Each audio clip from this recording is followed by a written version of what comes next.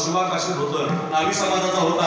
ऐका ऐका, 2 वर्ष झालं त्याच्या लग्नाला. राजांच्या लक्षात नाही आला, पण राजाला वाटलं त्याचं काही बरं वाईट झालं. त्याच्या आईला काय सांगू, त्याच्या बायकोला काय सांगू. राजा म्हटले नाही आणि 2-3 तासानं बातमी पोराच्या कानावर गेली. राजांना राजांसारखा दिसणारा पोरगा पाहिजे आणि राजाच्या मनामध्ये पोरगा आला.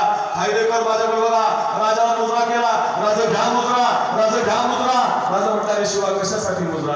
हो ना म्हणला राज, तुमच्या डोक्यावरचा मुकुट माझ्या डोक्यावर घाला, तुमच्या अंगावरचे कपडे माझ्या अंगावर घाला, तुमची तलवार मला लावायला द्या, तुमचा शेणा मला बांधायला द्या आणि राजा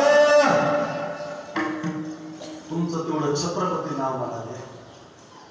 राजा म्हटले अरे मुकुट मिळेल, कपडे मिळतील, शेणा मिळेल, तलवार मिळेल, माझं नाव सुद्धा हे शिवा हे सगळं मिळेल, पण शिवा हे घालून जिथं जायचं तिथनं परत नाही यायचं.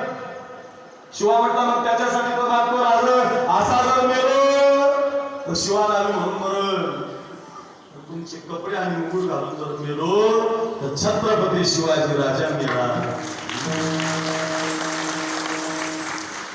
काय प्रेम असेल, काय मित्र असेल मला, त्याला मित्र म्हणतात. साहेब तुम्ही कीर्तनाला बसला, थोडा समाज आमच्या बाबावरती प्रेम करणारा आज इथं जमलाय, बसायला जागा नाही. एवढी गर्दी जर आज गुरुपौर्णिमेच्या निमित्तानं बाबांना पाहायला, बाबांचं दर्शन घ्यायला. ऐका रे हो, शिकून जा, मैत्री अशी असावी. असा एखादा मित्र कमवा, याला म्हणतात मैत्री. ही जगातली परमोच्च मैत्री आहे. 2 वर्षाचं लग्न झालंय त्याचं आणि 2 वर्षातले 6 महिने गळावर अडकलेला पोरगा आहे.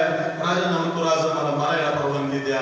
राजा त्याला मुकुट घालतात, त्याला कपडे चढवतात. वेळ कमी आहे, 2 बाजूला 2 पालख्या जातात. वेळा 100 पावलावर, वेळा 50 पावलावर, वेळा 10 पावलावर. हर महादेव, जय भवानी, जय शिवाजी, शिवाजी महाराज की जय अशी रणकारी होते. राजा पळाला, राजा पळाला, राजा पळाला. हुजूर बघा, राजा पळाला, राजा पळाला.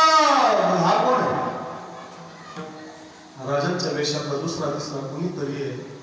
3 तलवारी बाहेर निघतात. हायदेकर गुरुपौर्णिमा आहे, घरी घेऊन जा. कुणाच्या जन्माचं सोनं झालं, घरी घेऊन जा. ऐका, तलवारी बाहेर पडतात. एक तलवार सिद्धी जोहरची, एक तलवार सिद्धी मसुराची, एक तलवार फाजल खानाची आणि 3 तलवारीनं शिवा नागाची कत्तल होते. बारीक तुकडे होतात त्याच्या हाताचे, ऊसाच्या कांड्यासारखे तुकडे करतात त्याच्या हाताचे. ऊसाच्या कांड्यासारखं त्याचं पोट फाडतात. त्याच्या मानेचे पायाचे ऊसाच्या कांड्यासारखे तुकडे केले जातात. त्याच्या पोटात बोटं कापले जातात, त्याचं पोट कापलं जातं. त्याचे डोळे तलवारीच्या टोकानं बाजूला काढले जातात. एवढा दुर्भाग्यग्रस्त कुणाच्या वाट्याला येत नाही. ते मांस एका पोटामध्ये भरलं जातं, त्याची गाठ बांधली जाते. राजांना स्वप्न भेट मांसाची गोळी.